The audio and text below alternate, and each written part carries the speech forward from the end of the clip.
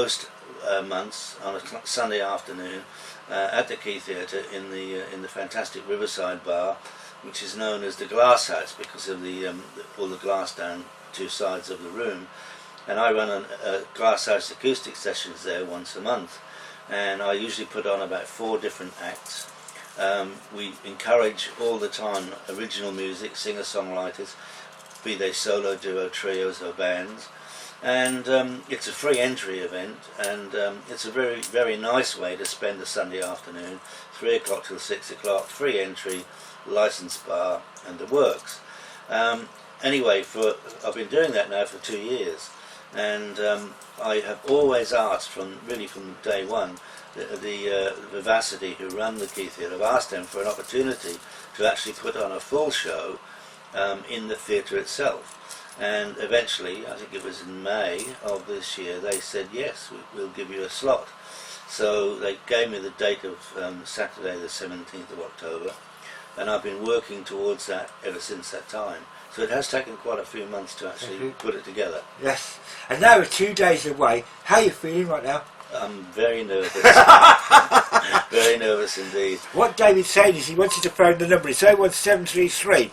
Okay, this is the box office for the Key Theatre, 207-239 to get your tickets. Yes, indeed. Now, when you put on an event like this, David, and it start, do you think that maybe it'll work or maybe it won't? Well, it is very much an unknown because this is the first time anything like this has ever been done. And when you're a pioneer in these sort of things, you have to take risks. And certainly I've taken a risk. I've not taken a risk in terms of the artists I'm putting on. They're all absolutely top-line artists. Some of the region's very, very best artists. And I know that anybody who does go is not going to be disappointed. It's going to be a phenomenal show. But there is an element of risk, of course. If people don't turn up, if they don't support it, not only will I beg on my face, it'll probably cost me a lot of money. Let's save David's pocket here. Absolutely. We're just going to bring Marcel Pleasance in here. Now, Marcel, when David, when your father came to you and said he's going to put on this event, what was your first thought? I was thinking about going on holiday actually. No, it's always good to have these sorts of events. It's as the name suggests, it's a very good showcase for local musicians, and I think we need more of that in places like Peterborough, and especially original music, getting it out there to people, Of course, because David was saying that a lot of pubs now only do like covers bands and things like that, so that's good stuff. Yeah. But if you produce your own music, it's a bit of an outlet. How do you get your music out there as a solo musician and your own original music? How would you do it? Probably the best way is through things like the acoustic showcase, and trying to find venues that are willing to promote original music, which is getting more difficult around here these days, unfortunately. But luckily we do have these sorts of events. So, and of course the World Festival didn't happen this year, so that was another outlet missed. Yeah. Do you know what I mean? Do you miss events like that? Yeah, I mean, I just think you need events like that. I think original music has kind of gone out of the limelight a little bit lately in this country, unfortunately. I mean, you've got the outlets like the internet and things, but in terms of people seeing you live, I think that's a big sort of promotional tool, if you like. It is indeed. A lot of songwriters and musicians, so. Because a lot of people don't come out anymore due to no residual income things. I'm going to bring David back in here because I know he's dying to speak to us.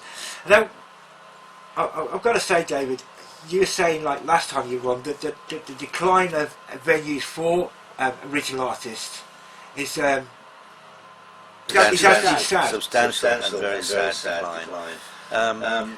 I think one of the problems is that for quite a long time now, Peterborough has become known as a city where covers bands are more than welcome. And in fact, the last time I did my research, which was not long ago, I discovered 96 covers bands within a 45-mile radius of Peterborough. They look after essentially about 54 pubs, mostly pubs, there's one or two other venues, but mostly pubs. And that of course changes from week to week as pubs open and close. But it's a bit like musical chairs. You know, the same bands just move around to different venues every second, third week. And sadly, they seem to play pretty much the same set list of songs. And what I feel about that is, and I guess why I'm so passionate about supporting original music, is that these guys don't put anything back into music. They're just playing somebody else's stuff. And they forget that every song they're singing somebody wrote. And if we don't encourage songwriting and the opportunity to get that music out there, then we'll end up with the whole thing drying up. And we can't afford that, especially when we have such incredible artists that live and perform when they can around our region. We have some unbelievable bands. As people come, if they come on Saturday night, they'll witness that for themselves. Absolutely, I've got to tell you, I've been blown away by a few people. Do you know what I mean? You know, because the last 5 weeks, I mean, we've been focusing and trying to get the bands into the studio to record them and that. Okay, and also they're on film now as well. And I've got to be honest, Meg McPartland, she's a phenomenal artist, isn't she? Oh, she is, and she's also a sweetheart as a person. You know, she's only just turned 18. That's right. She's recently got her driver's license, so those of you that are driving out there, beware. Yeah, she's wonderful. She's a very feisty girl, knows exactly what she wants to do, writes terrific music, and delivers with such soul and passion. And I think that she is somebody that potentially could go a very long way. She could indeed. And let's come back to Marcel, because Marcel's already come a long way from music, haven't you? You know what I mean? When did you first pick up a guitar, Marcel? I'm always trying to work it out, but I think it was probably as early as 7 or 8. I sort of had a bit of a dabble with Dad's guitars and that, but didn't really take it seriously till probably about 13, 14. And then I started to get right into it and just became a bit of a bedroom guitar geek, you know, as you do. Really? Yeah, but in terms of songwriting, I don't think I seriously started writing songs until I was about 2021 when I got to Australia.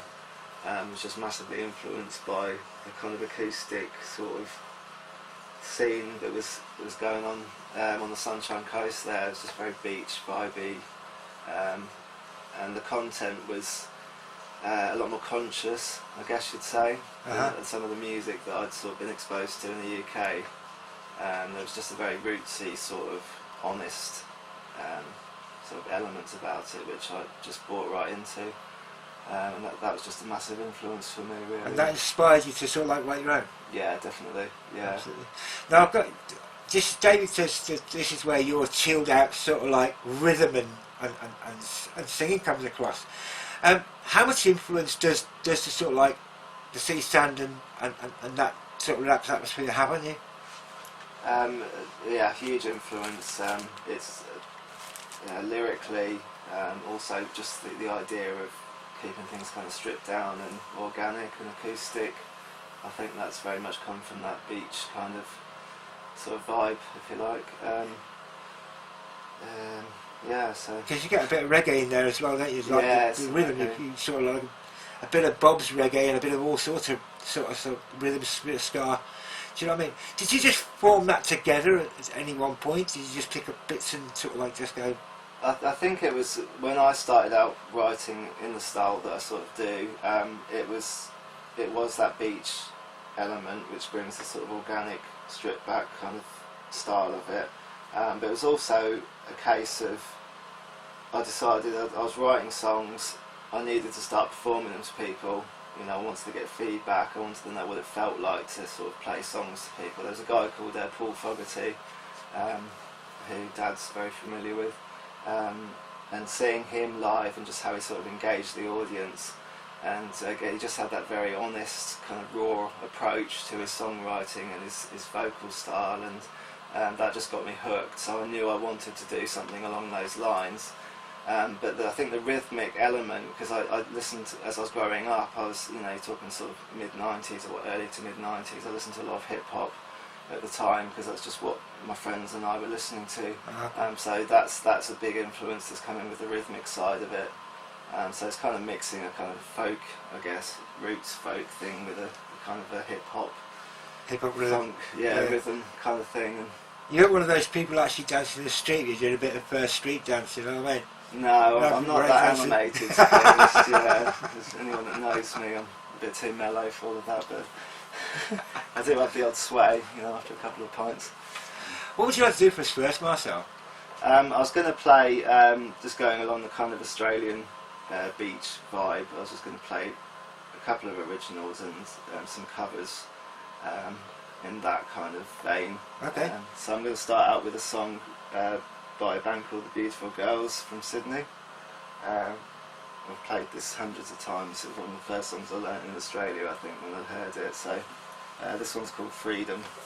Take it away. That's called Out Tune.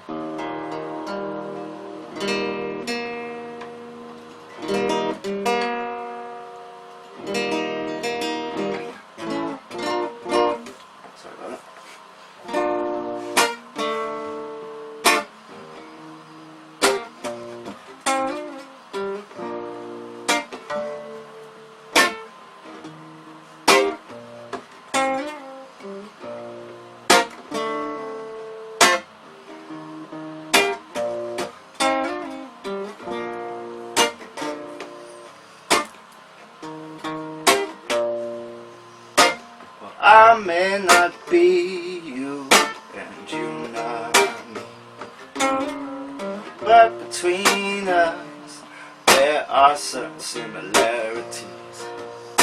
Like I believe in love and the devil will come looking for us when we wrong someone.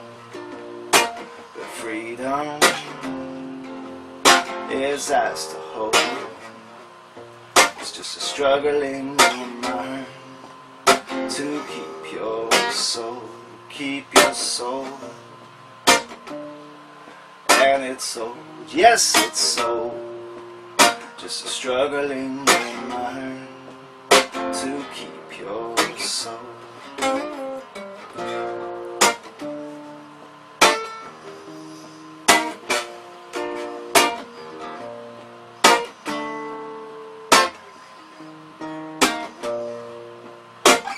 How long you die depends on how you rise.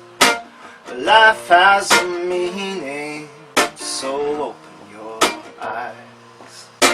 The seeds there with speed into life to be trees will soon become fallen if their roots aren't deep.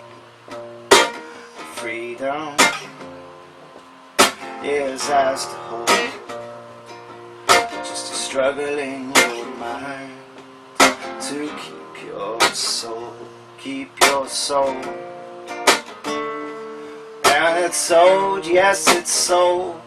Just a struggle in your mind to keep your soul.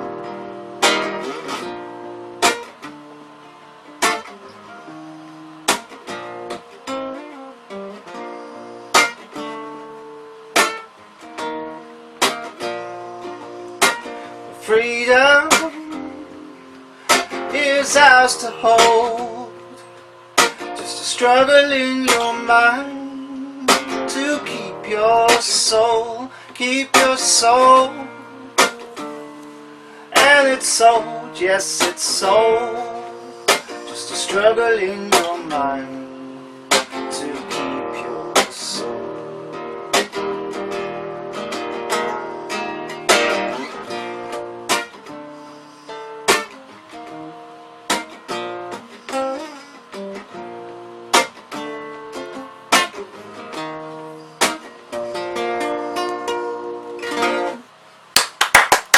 How about that? Marcel Pleasance there.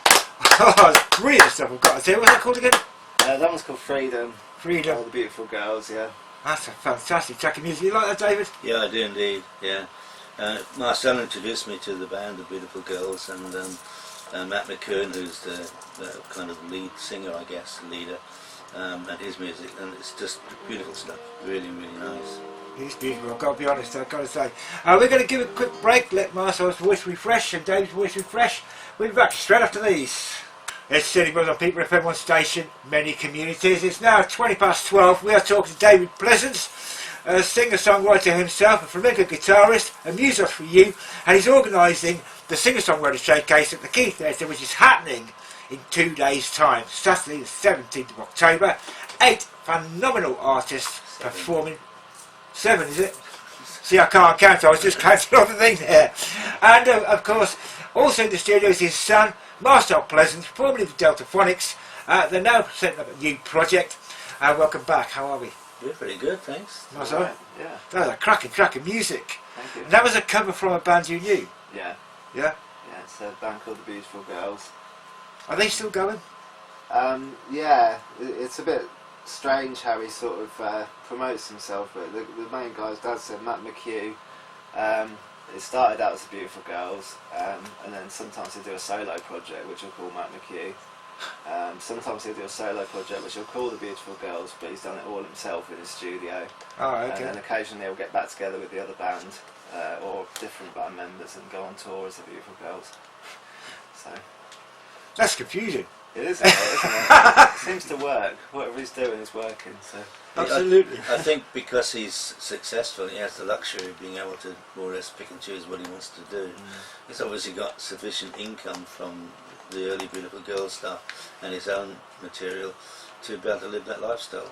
How lucky is that? That's amazing, isn't it? Do you know what I mean? We're all chasing that. But he's not living in England, is he? No. Yeah, that might be a bit more difficult. Now, coming back to David Pleasance here, we've got some phenomenal artists on. We've got Flashback Photograph. Yes. They're a Peterborough band, aren't they? They are. They're a three-piece. It's Gary Lee Ward is on vocals and lead guitar, main guitar. Matt Worthington on multi-instrumentalist, actually plays guitar and mandolin and banjo and many other instruments. And I'm not sure. I think it's Danny. They've got. They use either a drummer or a cajon player, which is that wooden box that you sit on and hit. That's a musical instrument from South America that's actually often used in flamenco. I think it's Danny they've got performing this time, and they write really kind of zany stuff and quite catchy stuff. Very, very popular indeed. Absolutely. And of course, let's not forget last week's guest, Leslie Curtis and Stuart McLeod, Oakley's Rise. They were phenomenal. Yeah, well, Leslie is a veteran. She's a very, very well-established country singer, although she will tell you way back in her young days she was the epitome of a rock chick. She used to front a band in a rock band and so on, but she sort of mellowed a bit and sings country. She's signed to a Canadian label, and so her music is played a lot in the States on the country charts. Very popular, and she's an amazing performer, lovely person, and she actually works in several guises. She's got the Leslie Curtis Band, which is sometimes a 6 or 7 piece. She actually does an Eva Cassidy tribute thing. It's not really a tribute thing, but she performs all the works of Eva Cassidy, beautifully done. She tells a story, doesn't she? That's what she was saying last week, yeah. She also works in a duo called Jazzanova, which kind of tells you what they do, and with Oakley's Rise, which is the original material, country style, and he'll be performing on Saturday night. Absolutely awesome stuff. It is absolutely amazing. Of course, last week when they played in the studio, we were just chilled. Well, it was just amazing. Yeah. And of course, in the studio again last week was Jesse's Ghost. Yes. Amazing, 5 amazing harmonies. 3 of them there was. I think the harmony, you can imagine 5 with them, with that sort of harmony. How did you discover them, David? Well, all of this came about actually from being asked to run the acoustic stage at the Willow Festival 2013.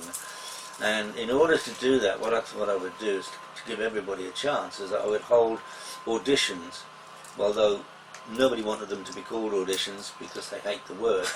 So we called them showcases. And basically we had 5 venues, and over about 3 months I actually listened to live performances of 146 acts over 3 months. And I was absolutely, totally blown away by the majority of them and the talent that there actually is.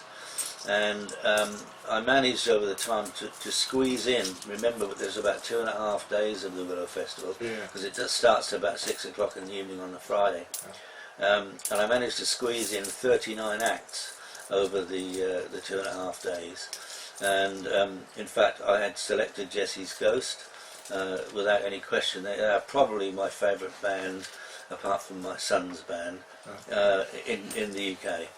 They're as a 5-piece, and I know that last week they could only, 3 of them could only come in during the day, but as a 5-piece, basically they have a lead singer, 2 guitarists, bass guitar and cajon, that instrument we were just talking about, but all 5 of them sing, and they do 5-part harmonies absolutely to die for. I love their material and I love the way they perform it. Very professional, wonderful sound, and they have quite a big following, so hopefully they'll bring a lot of fans with them. Absolutely, I've got to say, absolutely amazing. Of course, talking about that acoustic showcase that you did, okay, Meg McPartland was another one of those. Yes, yeah, I think she was 16 at the time. I know. I think maybe maybe just 15. She was coming up to 16, wasn't she? About a week before her birthday it was. That's right, yeah. Yeah, she was saying that. And I mean, the moment she walks on stage, she's in command. She absolutely knows how to talk to people, knows how to capture the audience, and she just delivers. As I said, she's quite feisty, and I love her material, and I love the way she delivers it. I've got to say, perfectly great. When she was in the studio, we did a pre-record with her, like, you know what I mean? We were just tapping and bouncing in the studio when she sang and played it. It's amazing. Now, coming back to Marcel, you know, because it's a little bit more chilled out with you, isn't it? Do you know what I mean? It is, yeah. Yeah. Well, I was watching you play the guitar there, like, you know what I mean? Now, you were sort of like strumming a chord and then giving it the hit. How did you form that? I think a lot of it's come out of because Dad used to play a lot of flamenco sort of back in the day, in the 70s particularly, and has played ever since, on and off. So I've picked up some of those techniques through him, just through interest really. So I think some of those have sort of translated into my songwriting, kind of by default, because I think at the time I was probably I don't want to say naive, maybe a little oblivious of the way I was writing songs, and it just sort of just came about really.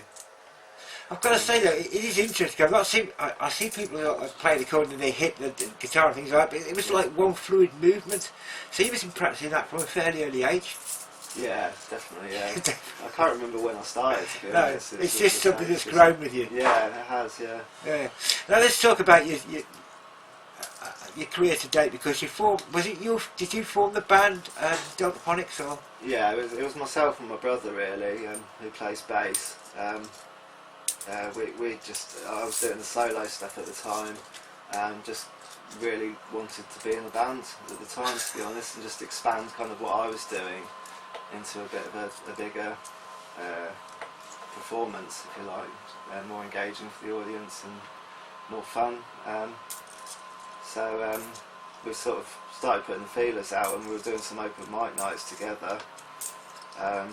And at O'Neill's we had just met this young guy called Chris, who just happened to be sort of in the audience checking out what was going on. And it sort of transpired that he played drums, but there was no drums available at the time to get with these open mic nights sometimes, so he decided to just play the table. That's it, yeah, I was going to say, a lot of drummers, like Don Powell for instance, and things like that, and even I used to do it. I used to tap round, because I'm not a drum player, but I used to love trying to play it, you know what I mean? Yeah. We used to tap round sofas and things like that, so Don Powell started tapping the furniture and things like that, and any drummer, and I've seen it on television, if there's not a drummer about, they will play a glass at anything that you can get hold of. Yeah. Was you amazed when he did that? Did you think, wow? Well, it just worked at the time, you know, what he was doing kind of worked with what we were playing, and we kind of just felt that we gelled sort of instantly, you know.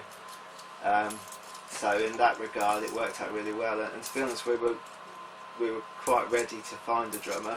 We've been looking for a while, and they're not that easy to catch, you know. No, they're not, no. So we kind of just grabbed them, and that's went from there really. But it worked really well, didn't they? Because you did, one of your first gigs I saw you at was the Charters Bar after the Willow Festival, wasn't it? Do you know what I mean? Right, yeah. Yeah, do you remember that? It depends. Yeah, It's probably about 3 or 4 years ago that is now. Yeah. You know what I mean? Yeah. But you had a great sound, I've got to be honest. Oh, thank you. It was awesome, do you know what I mean? Yeah. When it comes to your songwriting, right, and doing things like that, is it the thought that comes first? Do you just strum a chord? I mean, some artists strum a chord and they sit in a bedroom and they just go, yeah, I'm going to write a song.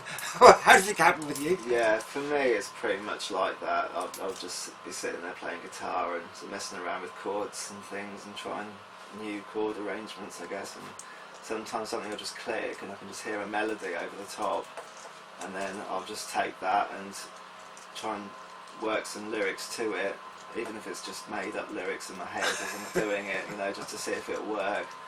And if I like it, I try and imagine myself sitting as an audience member, you know, or someone listening to a radio show or whatever, and thinking, would that resonate with me? Would I, you know, buy into that? And if I think it will, then I'll just take it and I'll finish it. But I do procrastinate quite a lot. I'm probably a little bit too hard on myself sometimes, because I'll have a lot of ideas and they'll just get dismissed halfway through, which is why I haven't written a song for quite a while now. So Yeah, you done. I know you knows a little bit about your procrastinating, don't you, David? Do you know what I mean? Yeah, well, it's not that. What I wanted to tell all your listeners is that what Marcel has not said to anybody is that he actually plays a multitude of instruments himself. And I didn't know that. sometimes what happens is that he gets an idea, goes to his studio or bedroom or whatever it may be, and then he will actually play all the instruments and record a song, you know, drums and bass and cajon sometimes, and maybe 3 different guitar parts, and he'll do that all himself with no engineer, and then suddenly come out and say, "Hey Dad, what do you think of this?" And blows me away. Absolutely incredible. Now, do you find it hard sometimes to step back and be objective rather than say a bit biased towards your son? Oh, I don't think so. I mean, no. Because I mean, it's difficult to do, isn't it? well, it is. I mean, because every parent says, you know, my son this, my daughter that, they're the best, and all the rest of it. I am objective, and I do offer criticism, but usually it's constructive. I don't think I've ever destructively criticised him. No, I don't no. believe in that at all. No. But I have sometimes offered some suggestions and things, and I think we have a level of regard for each other musically, and as parent and son relationship, that he won't get offended by it. I think he takes it in.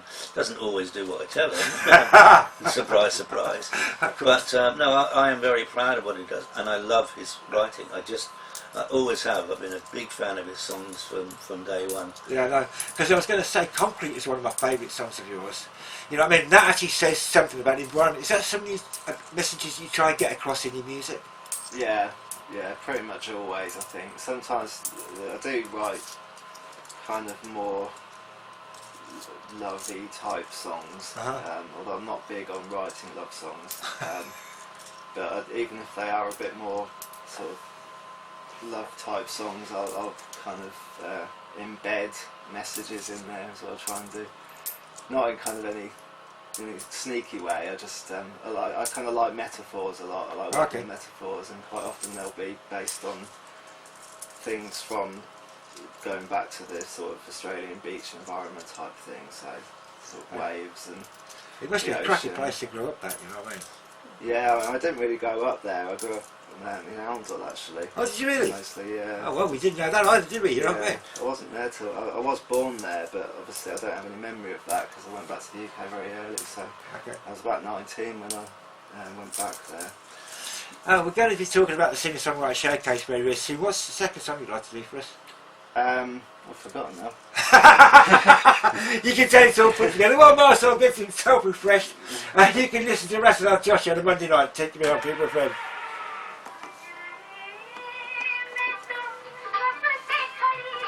Listen to the best Bollywood music that in my with voice. Marcvel Joshi on Peterborough FM every Monday from 5 to 6 p.m. Yeah, I've got some plays recently with just guitar music.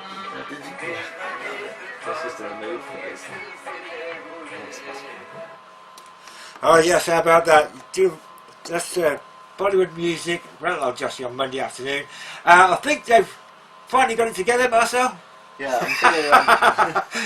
I'm going to do an original next because harping on about originals and. Oh, we love originals anyway because it's Yeah. great stuff, isn't it? So, You know what I mean?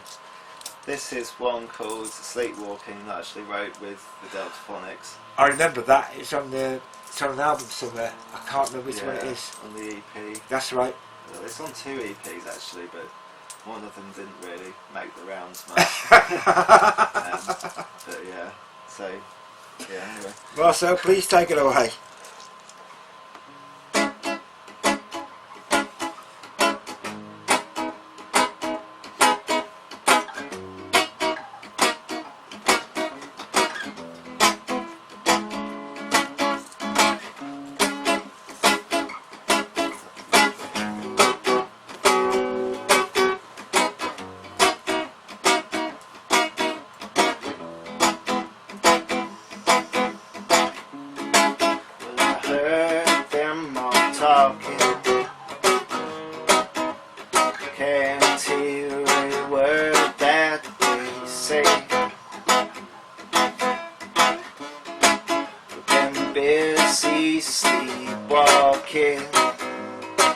Sleepwalking through these lonely days,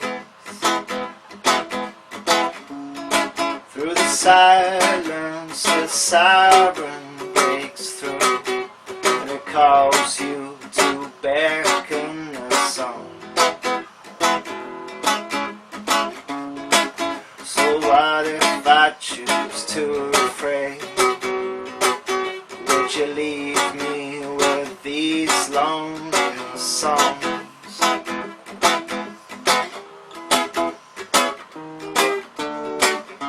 So we got a mountain to climb,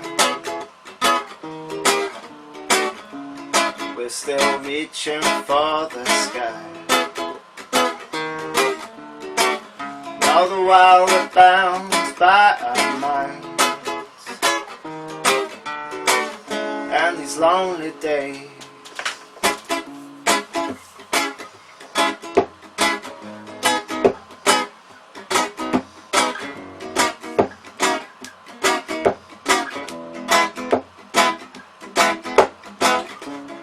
So you hide from your hunger, you scream just to feel your own skin. Instead of say that you won't need it, you swear by it as it pulls you back in. Meanwhile the sirens screaming on with this war, will never let go and subside. I swear I can't shake this feeling. Will it never arrive?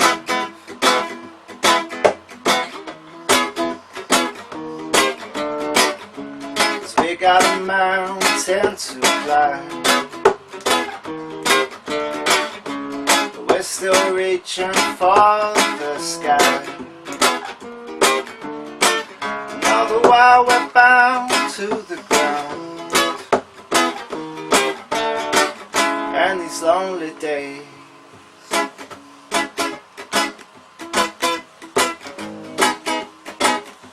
These lonely days.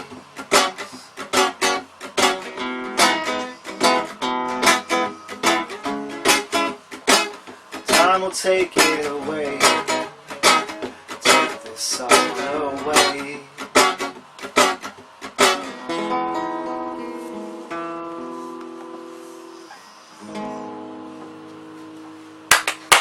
Oh, that was absolutely amazing. I love that. With that rhythm, I've got to say, I was just bouncing in the chair. I've got to be. So when you sing, like all other artists, you seem like you're in a different place. Do you imagine heaven or something when you're singing? I wouldn't say heaven. Well, it depends how much alcohol I've had, really.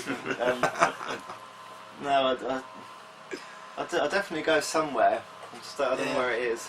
There's definitely. I was going to say you always they're all in a different place. I mean, have you noticed that, David? I mean, like Negma Partner when she was singing, you know, Leslie Curtis when she was playing and singing and things like that. They all have this sort of zone that they go into. Yes. And it changes the whole studio. You know what I mean? It changes the whole thing. Now let's talk a little bit there about the techniques that you learn and play with, because I was watching you hit the guitar with your finger there. I'm thinking I'll break my finger doing that. You know what I mean? What sort of techniques do you use? Do you mix your plucking, picking, or just strumming, or? I use a bit of everything really, but it's mostly those two that I've just done, if you like, which are kind of variations of the same thing.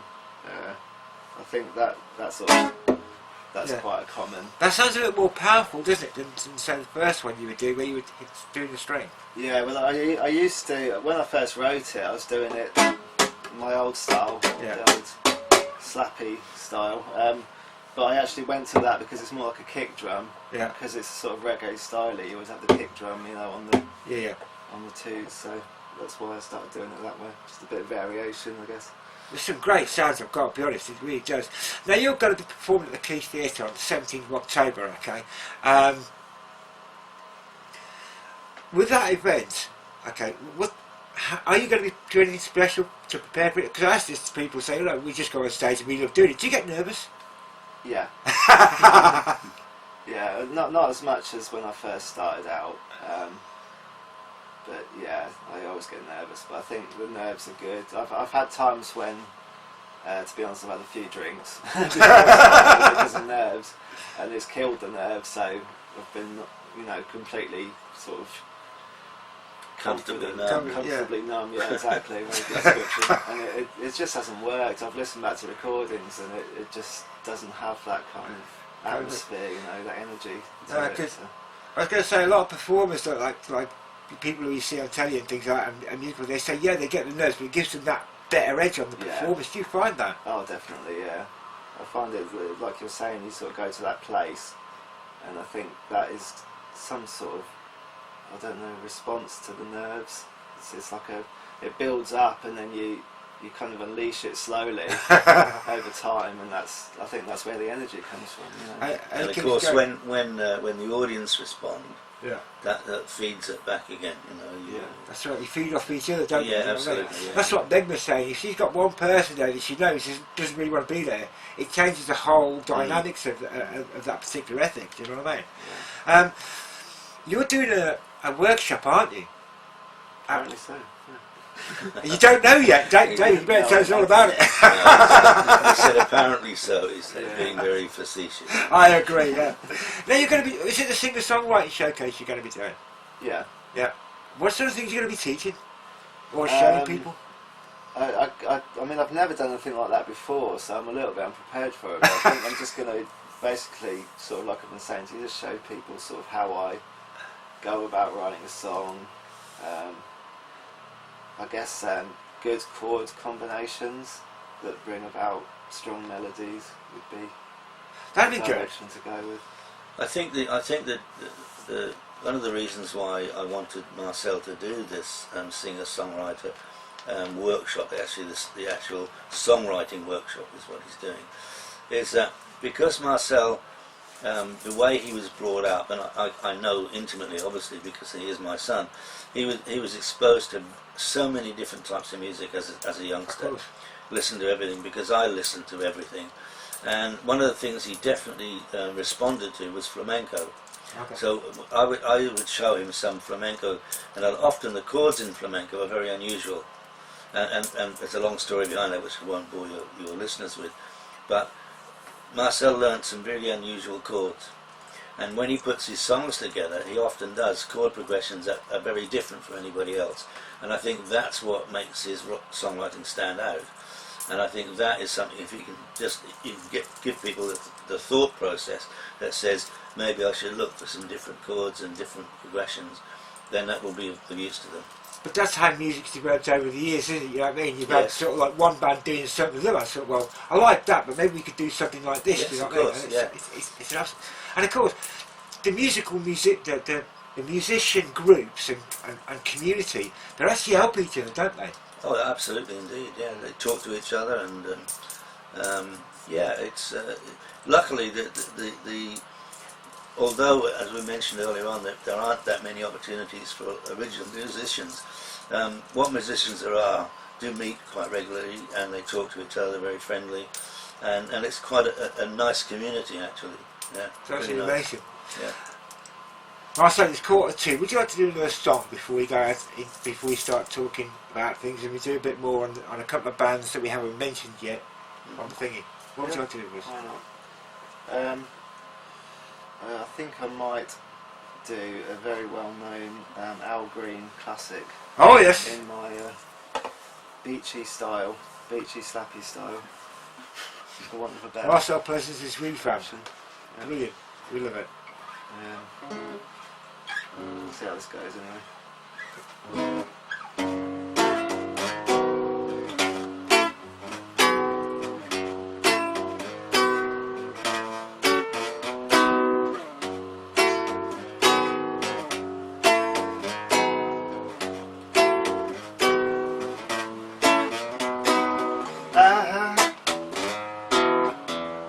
So in love with you, whatever you want to do, it's alright with me.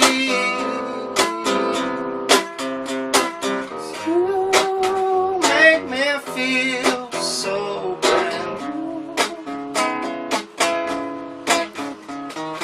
I want to spend my whole life with you. It seems that since we've been together, loving you forever is what I need. Let me be the one you come running to,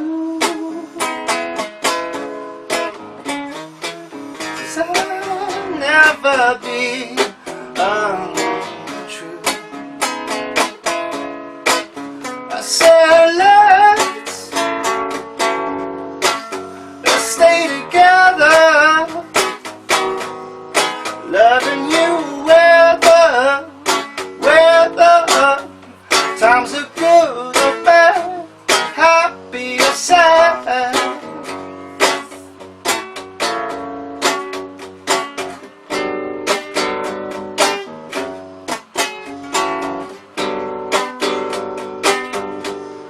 Whether times are good or bad, happy or sad. Why people break up, turn around and make up,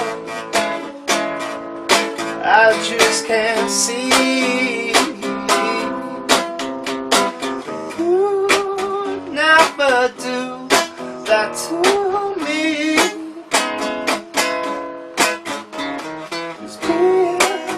Around you is all I see.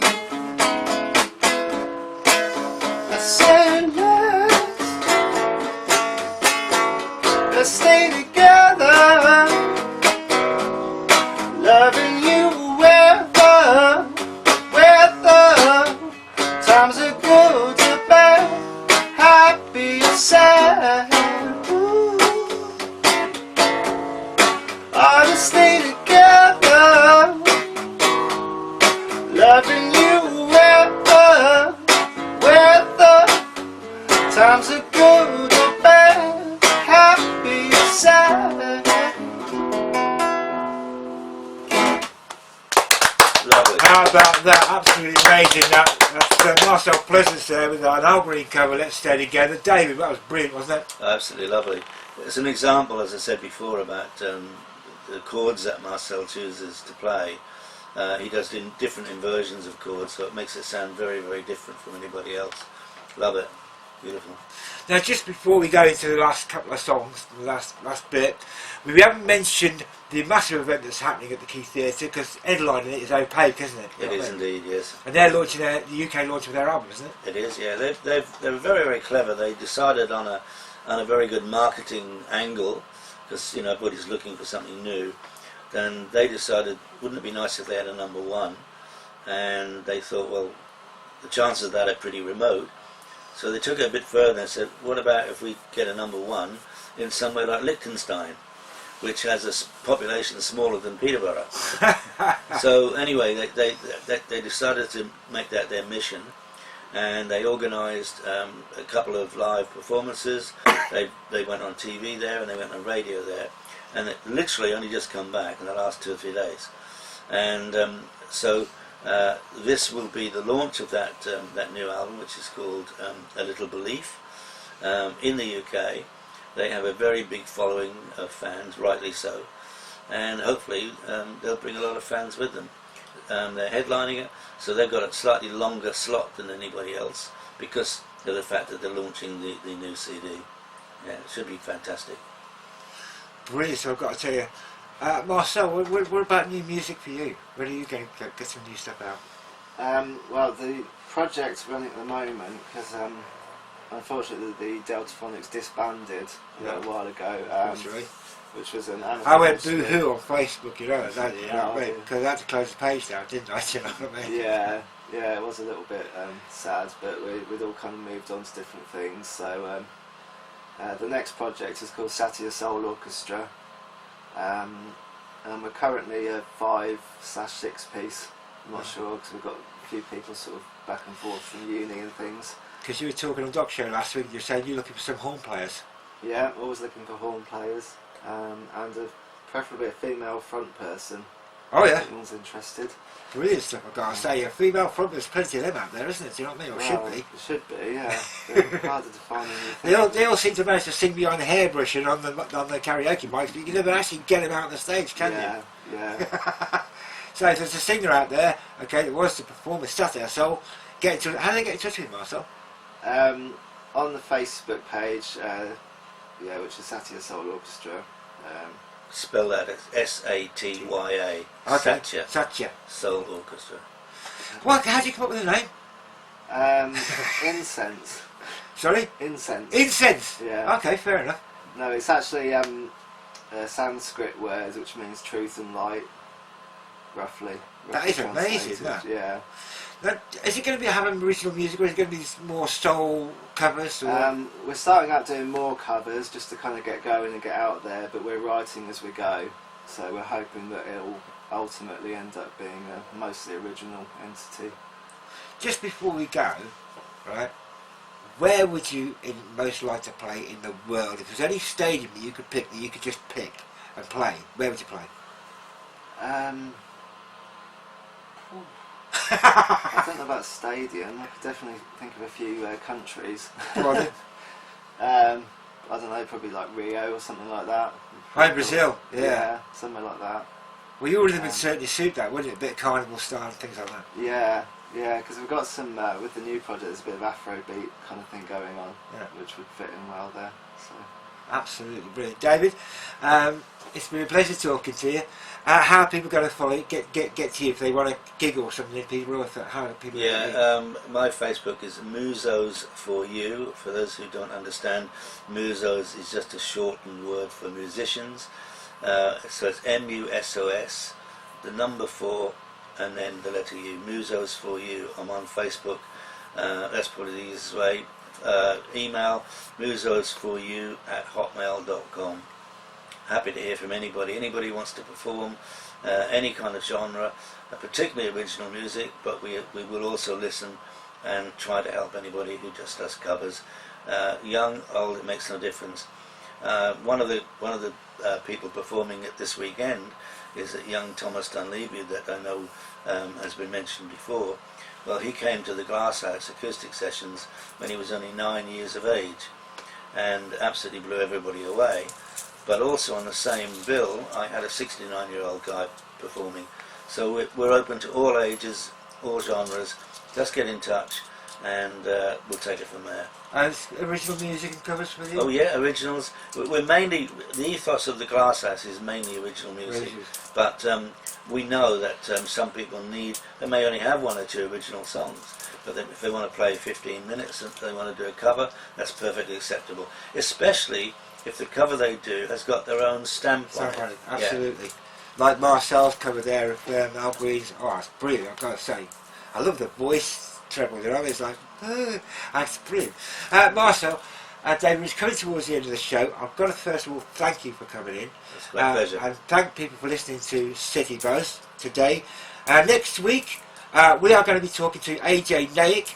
Now, he set up a business giving his top 10 tips for making it in the music industry, and also giving you courses on how you can look after your business in the music business. So we will be talking to him from 11 o'clock. We're also going to be talking to Peter Dorek, okay, of the Peterborough Phantoms. He's going to be saying how you can interest bilingual reading. This is all about the literacy campaign in Peterborough. Keep it on there. And don't forget tonight, 7 till 9, Rock with the Doc on Peterborough FM. You're going to play us out with a song till 12 o'clock, Marcel. What would you like to do? How long have I got? 5 minutes. 5 minutes. Better be another original, says the boss. So I guess I'll do the old downtime. The what? Downtime. Downtime. Yeah. I think I know that one too, but it's been a while since I've heard that. Thank you very much for listening to CityBuzz. Thank you.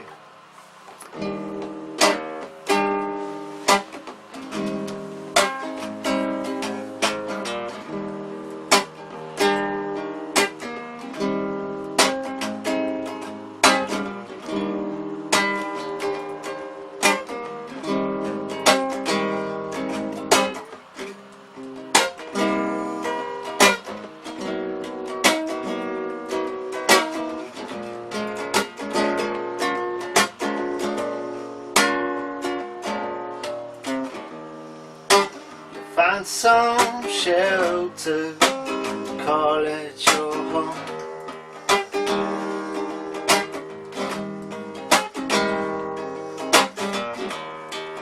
We're flooded with street lights, which to run.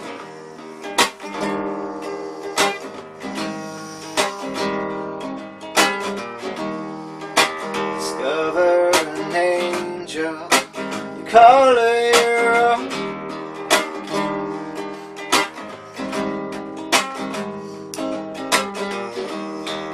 Realize that all we are is all alone.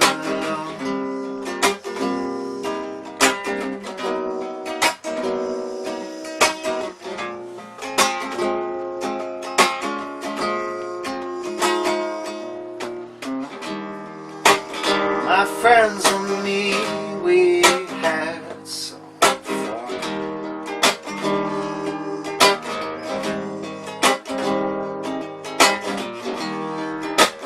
Look to the future, it's just begun.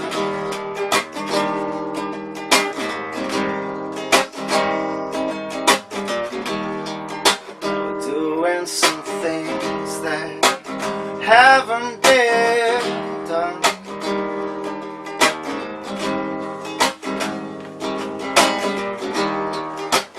Times of trouble, we look to the sun.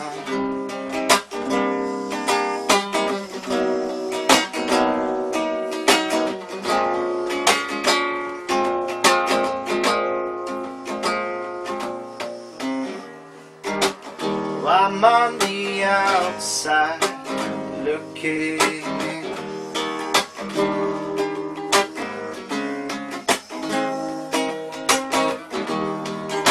It's life on the east side, it was wearing thin.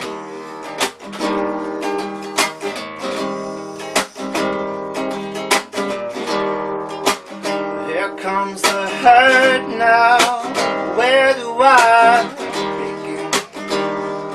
Tell me, where do I begin? I'm on the outside looking within.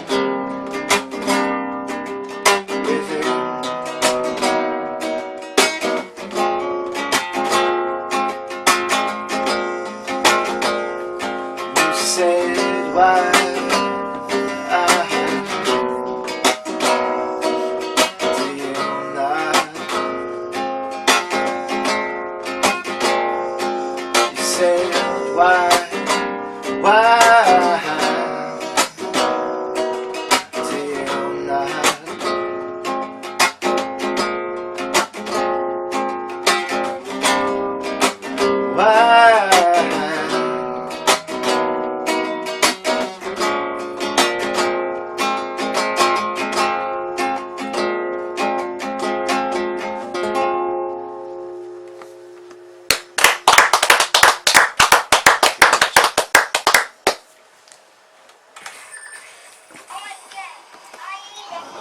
Look at that. To the second.